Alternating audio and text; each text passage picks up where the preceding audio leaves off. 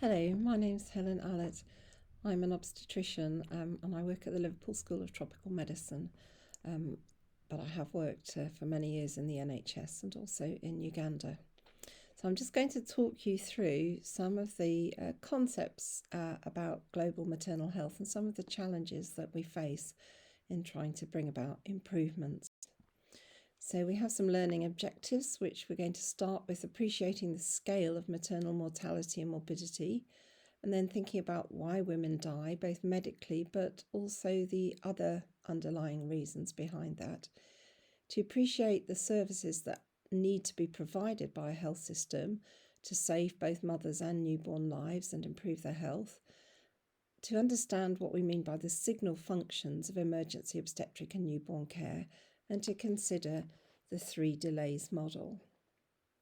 So what do we want? We want mothers and babies to be healthy, to navigate pregnancy and childbirth and the immediate period afterwards without suffering from disaster, really. But we know that in the course of pregnancy and childbirth, 15% of women will develop some sort of complication that will lead them to needing an emergency intervention in order to preserve their health and well-being. The other 85% will be fine. But although we can do risk assessments, we can't predict exactly which women and babies will be in that 15%.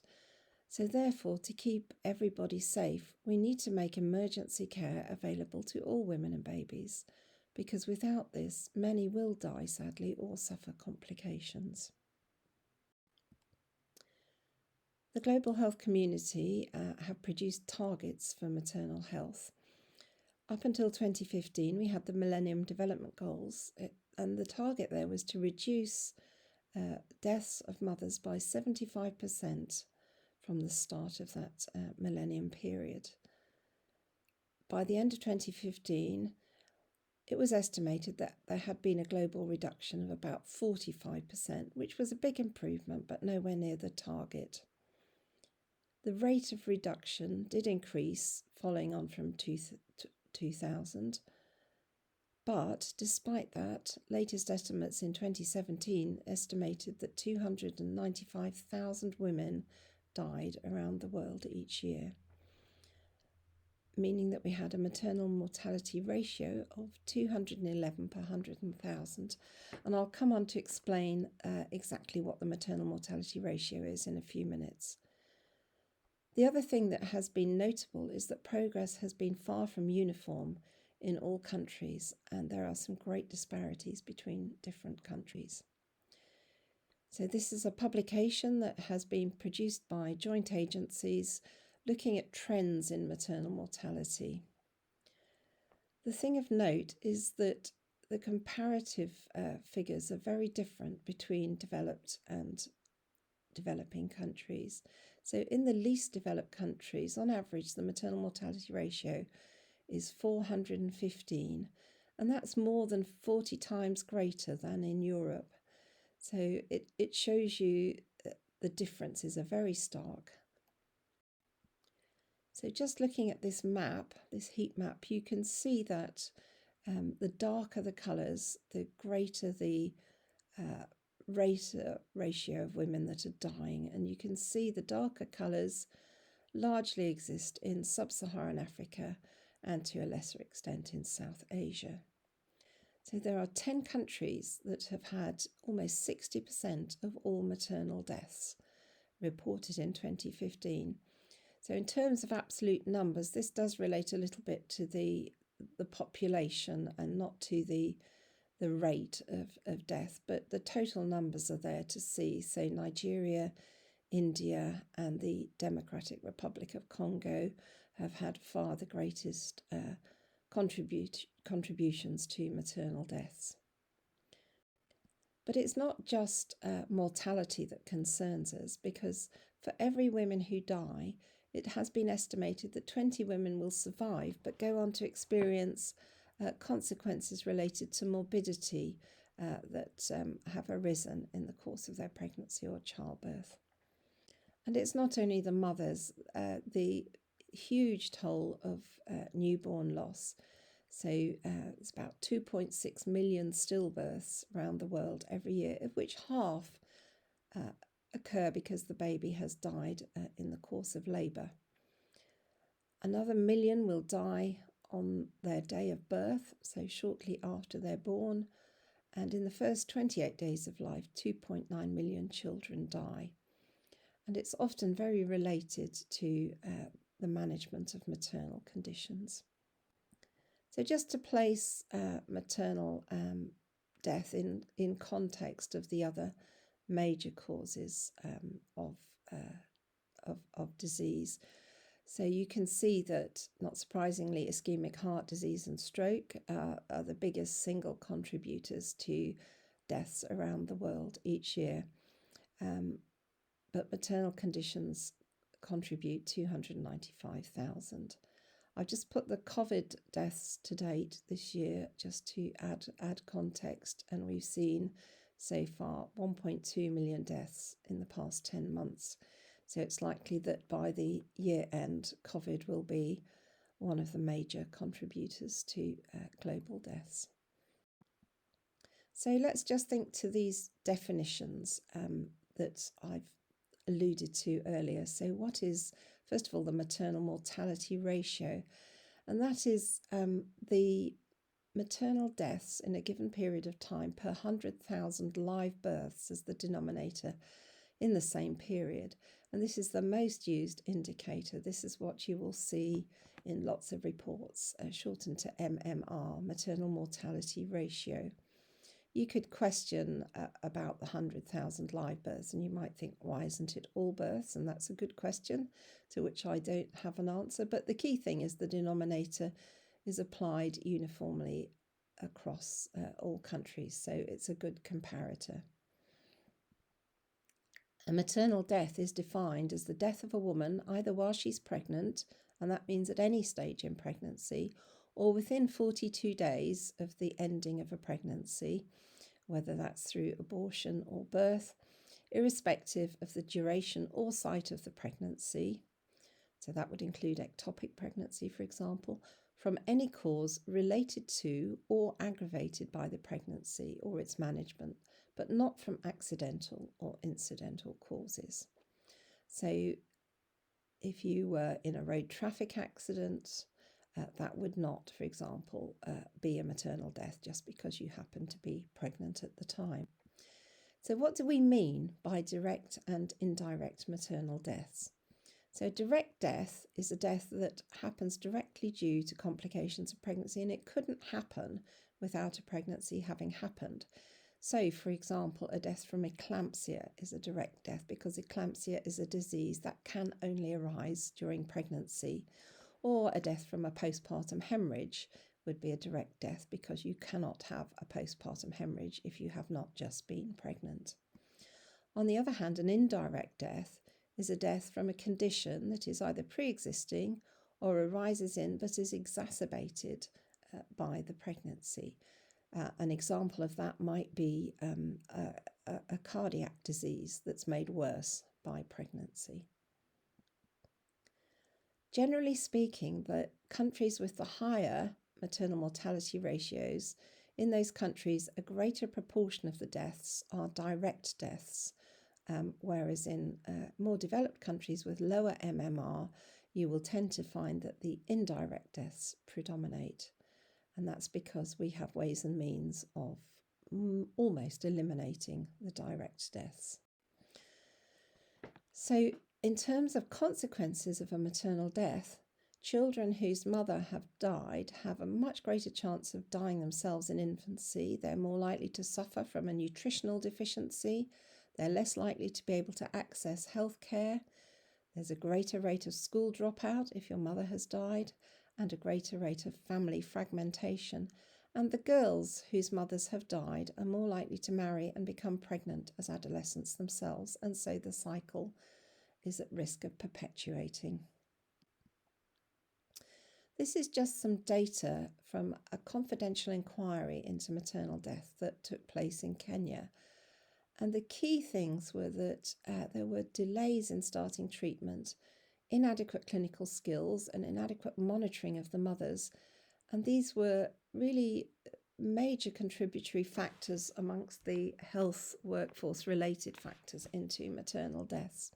It's really important that we dissect in detail why it is that women die so that we can understand where to target interventions to bring about improvements and reduce the unnecessary deaths of young women. The sad thing was that in 9 out of 10 of the deaths that were looked into, substandard care was identified. And particularly with obstetric hemorrhage, 91% of women who died received suboptimal care, and it was estimated that where different management, if it had been put in place, it could have resulted in a different outcome. Another key factor was the fact of delays, and that women who died were more likely to have had to travel from one facility to another to receive the level of care that would have been necessary to have saved them. So this is looking at the medical causes of death in that Kenyan study, and you can see here again, by far and away, the greatest cause is obstetric hemorrhage, in other words, women bleeding to death. And various other contributory factors are there. So non-obstetric complications is about a fifth, and then hypertensive disorders, so preeclampsia is also substantial, as was pregnancy with abortive outcome and pregnancy-related infection. And again, this was looking at the avoidable factors in a bit more depth to see exactly why these women died. And there were so many factors related to health workers, to the administration of health facilities, and to the patients themselves. The single greatest contributory factor here, you can see, is delay in starting the treatment. Looking at administrative factors, perhaps these delays related to an absence of trained staff on duty and problems with the infrastructure or lack of equipment, lack of available blood for transfusion. And the problem with lack of available blood is a recurring problem in many, many parts of the world. And it's not difficult to link this with deaths from obstetric hemorrhage. Patient and family factors contributed as well, and it was often the case that of the women who died, they had delays in getting to the health facilities when they developed problems at home.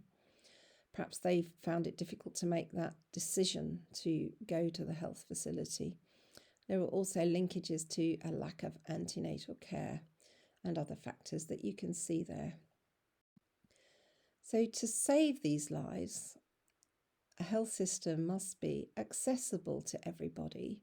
So people have to be able to get there. They have to be able to pay for it by one means or another, or to have it paid for them through various different schemes. It needs to be available. So there needs to be a service there when you get there, and that service needs to be of an adequate quality, and it needs to be acceptable to women and their families. So they need to be treated with respect. So in order to prevent deaths, there are a list of functions, key functions. These are called the signal functions that must be provided in order to address those issues and save lives. So healthcare facilities are categorised as either basic or comprehensive. And in a basic service, there should be the ability to administer intravenous antibiotics, the availability of drugs to help the uterus contract, particularly after birth, in order to prevent postpartum hemorrhage. There should be the ability to give drugs to prevent convulsions in eclampsia, and people should be able to remove the retained placenta manually, or in earlier pregnancy to remove retained products by using a manual vacuum aspirator. There should be a way to conduct assisted vaginal delivery for women who have a delay in the second stage of labour by using a vacuum extractor or a forceps. and there should then be the ability to perform basic neonatal resuscitation. In a comprehensive facility, there should be all those functionalities plus 2 more to perform surgery, in particular caesarean section, and to give blood transfusion. So if all these services are there and available, we should be able to address most of the main causes of maternal mortality. So this is just looking at some of the causes of mortality and the signal function that's necessary in order to alleviate the problem. So for example, you can see with hemorrhage, there needs to be blood transfusion, surgery, uterotonic drugs, and the ability to remove a placenta or retained products, and so forth. With prolonged or obstructed labour, there needs to be either assisted vaginal delivery or caesarean section, the ability to administer drugs to make the uterus contract, and the ability to perform neonatal resuscitation, and so on. So I won't read all these out. You can have a look later, but you can see how those key signal functions map into the major obstetric complications and can be used to alleviate them. So the list continues on this slide. But we need to think about those signal functions in closer focus. So are the functions actually available in the health facilities that women can reach? Are they ever available? Are they sometimes available? Are they available most of the time? Or, as they should be, are they always available? And are they available 24 hours a day around the clock, or only in the daytime? What happens when staff who can perform these functions are away, as they need to be on their annual leave or their off duties?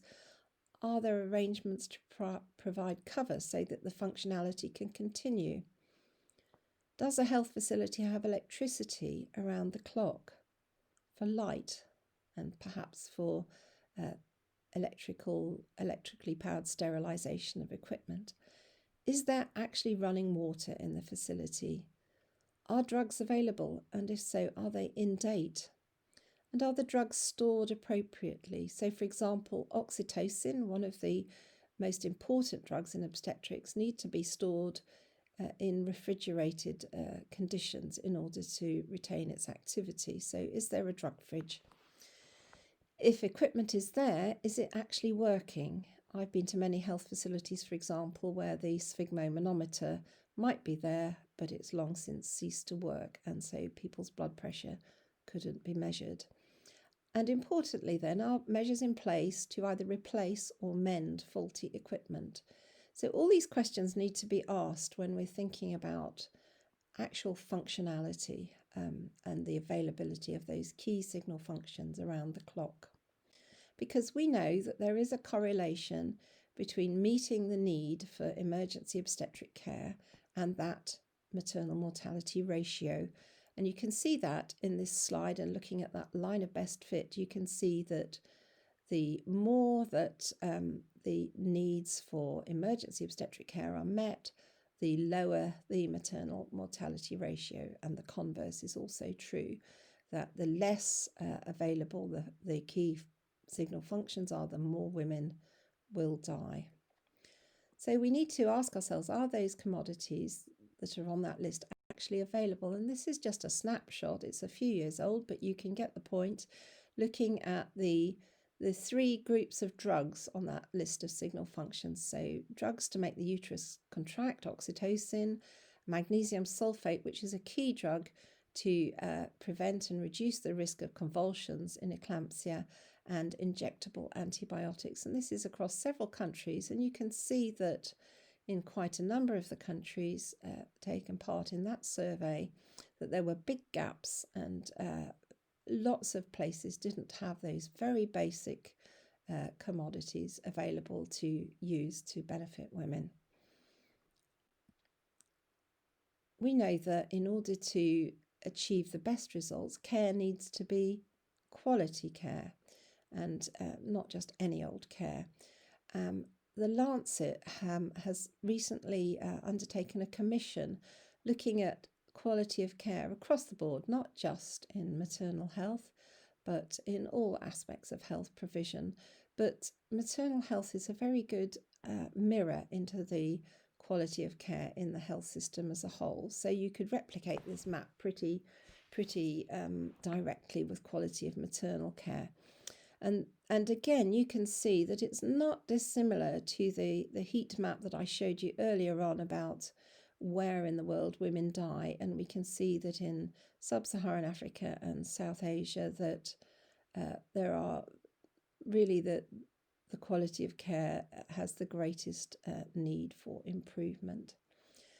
So in order to improve quality of care, we need to think about setting standards and how we monitor whether those standards are achieved. So there have been some indicators developed for standards for maternal health provision, looking at some of the very basic things like the availability of the provision of emergency care, both in those basic and comprehensive care facilities. And you can see that there are supposed to be at least 5 emergency obstetric care facilities, one of which must be a comprehensive facility for every 500,000 women. So 1 comprehensive and 4 more basic emergency obstetric care facilities for every 500,000.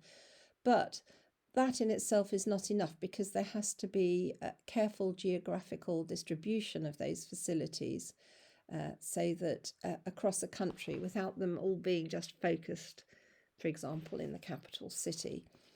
And then there must be an agreed proportion of all births that we would wish to see happen in those facilities. And that's something that is to be set locally, but nevertheless there should be a target figure for what percentage of women should be delivering in a facility. And then looking at that need for emergency care and whether that need is being met. And that can be looked at by the proportion of women with those major direct complications who get the treatment that they need. And obviously the acceptable level would be 100%. Caesarean section is a necessary intervention to save lives, and therefore there are estimates as to the desirable proportion of births by caesarean section. We know that if less than 5% of women are delivered by caesarean section, then it's very difficult to improve mortality rates. And so 5% of women are deemed to have an unavoidable need for a caesarean section.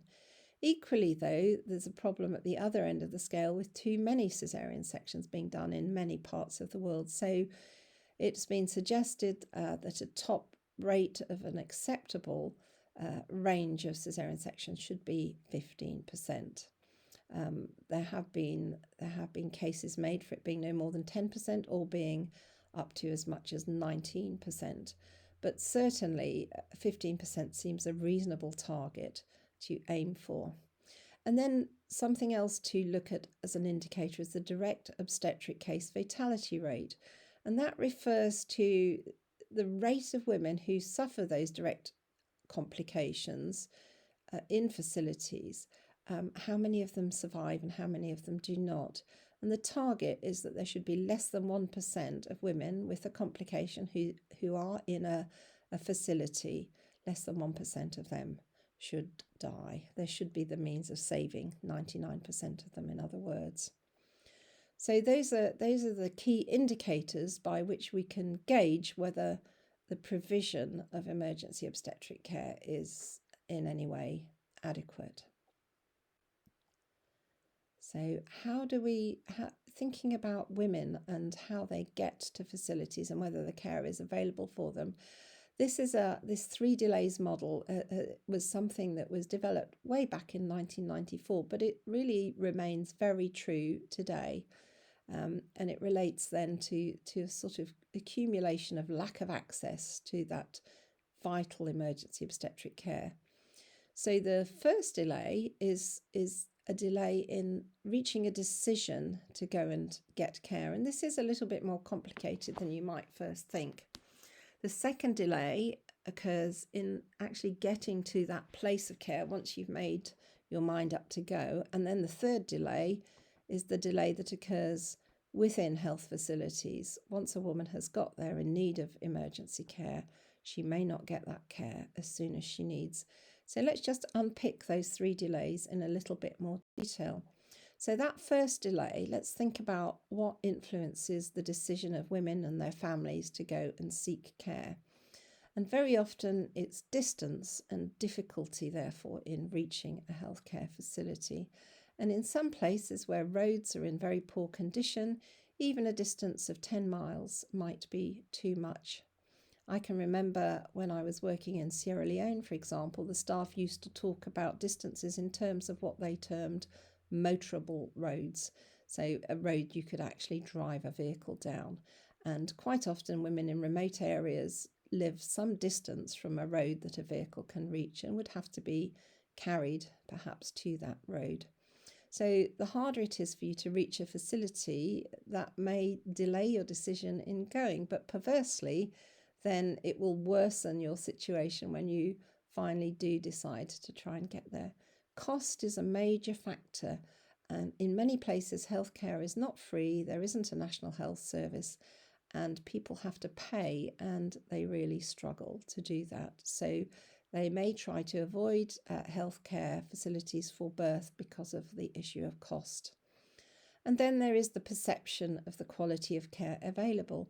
And women are not stupid. They know what quality of care is available in their local facilities. They talk to each other, and they may delay going to a facility because their perception is that the quality of care, should they get there, would not be good enough. They may not realise that they have a need for care until it's very late on in the process.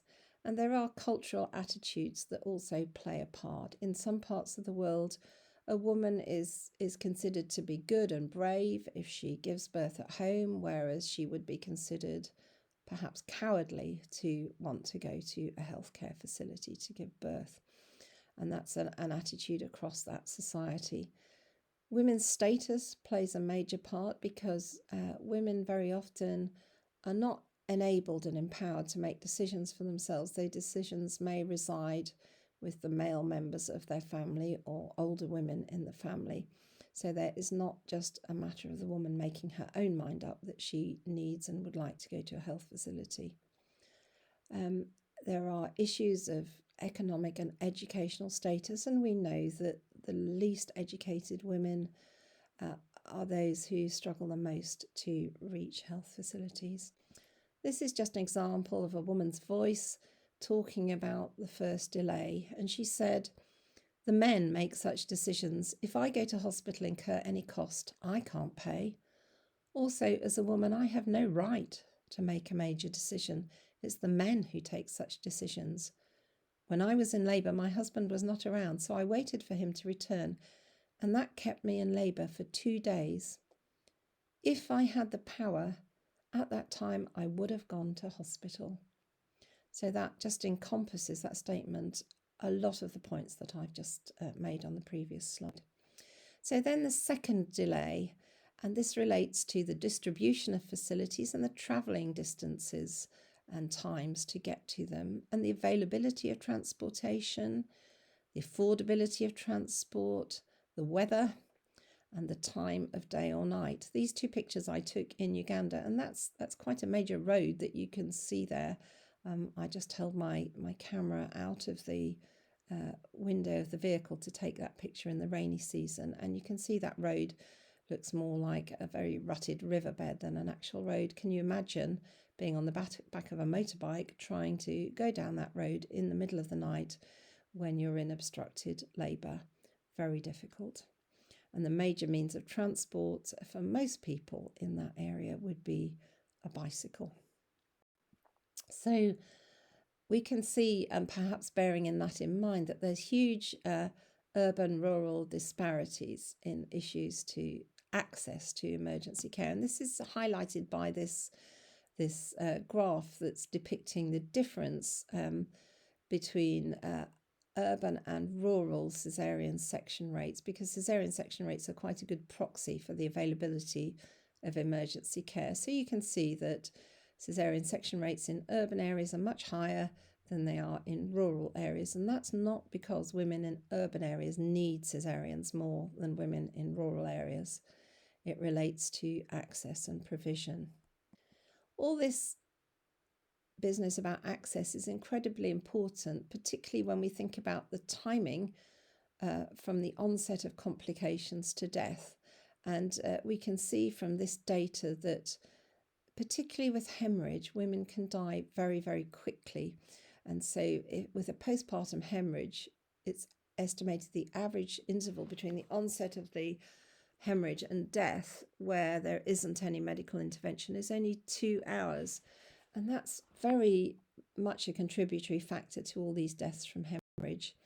This is just a map from Guinea looking at the distances and the travel times, depending where in the country you live, to reach an emergency care facility. So those red areas, if you live there, you're going to take more than 4 hours to get to a healthcare facility, and the orange areas 3 to 4 hours, the yellow 2 to 3 hours. So bearing that in mind with respect to the how quickly women can die from hemorrhage, you can see very easily why hemorrhage is so important in maternal death.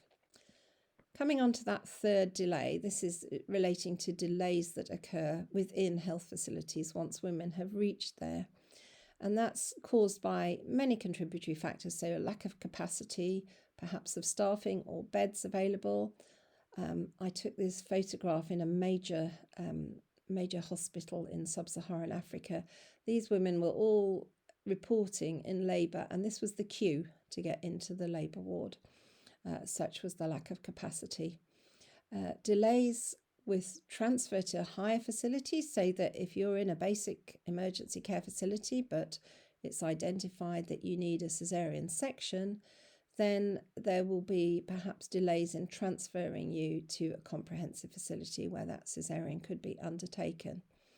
Lack of medicines and other disposables can lead to further delays, and attitudes of staff. Staff get very tired and burnt out, and sometimes are just not able to provide the care that would be desirable just because they're exhausted.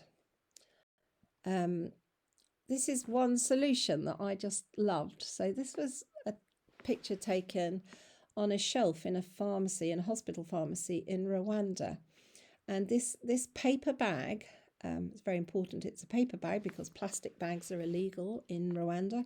This paper bag contains all the disposables that are needed for a caesarean section. So it had been identified in this hospital that once a decision had been made for her to have a caesarean, there was often a very long delay before she could get to theatre.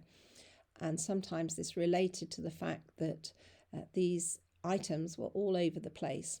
So one of the midwives had the bright idea of putting everything together in a paper bag so that it was a sort of grab and run to theatre procedure. And this has vastly made a difference to that decision to birth interval in this particular hospital, and greatly improved the outcomes for mothers and babies. So improving care isn't just about improving clinical issues. There's lots of other things that can be done to make things better.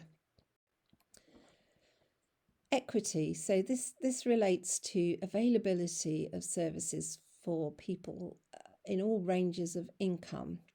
And this is taken from Countdown to 2030, looking at Madagascar as one example.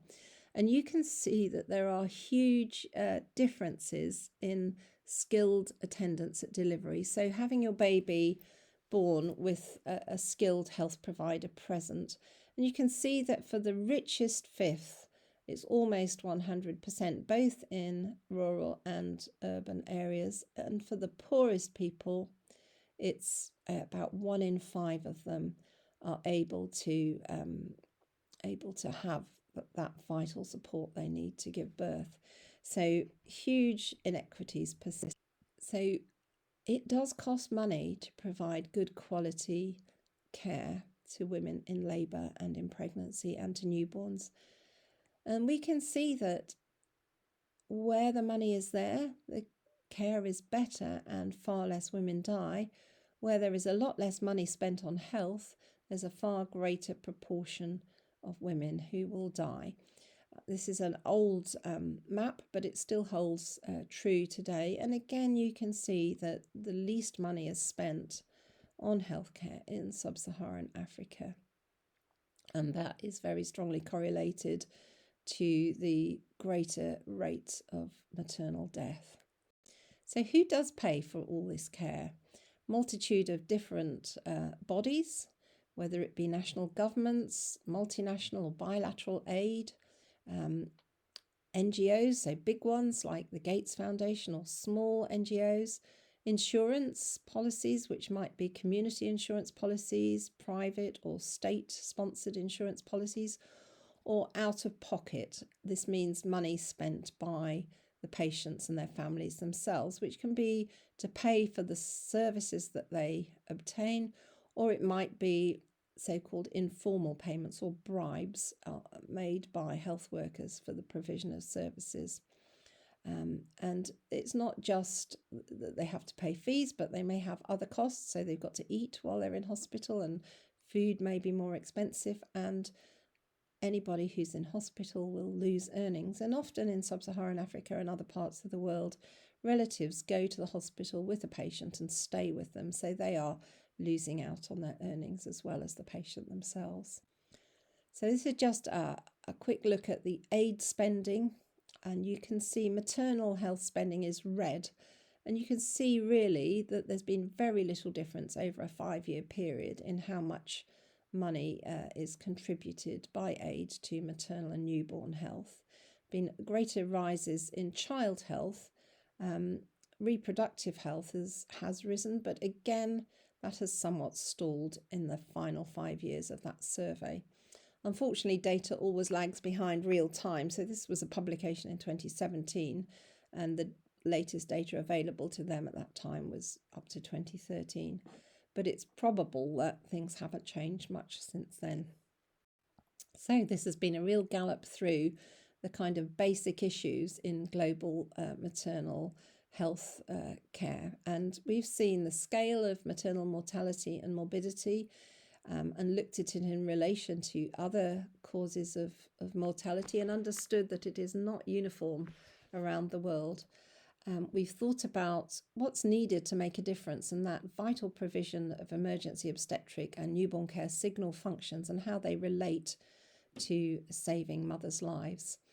We've thought about the importance of quality of care, and that care needs to be of a decent quality and acceptable to women by treating them with respect. And we've touched on the issue of equity in the provision of care, and how there are still big gaps with regard to making care equally available to everybody who needs it. Thank you very much for listening.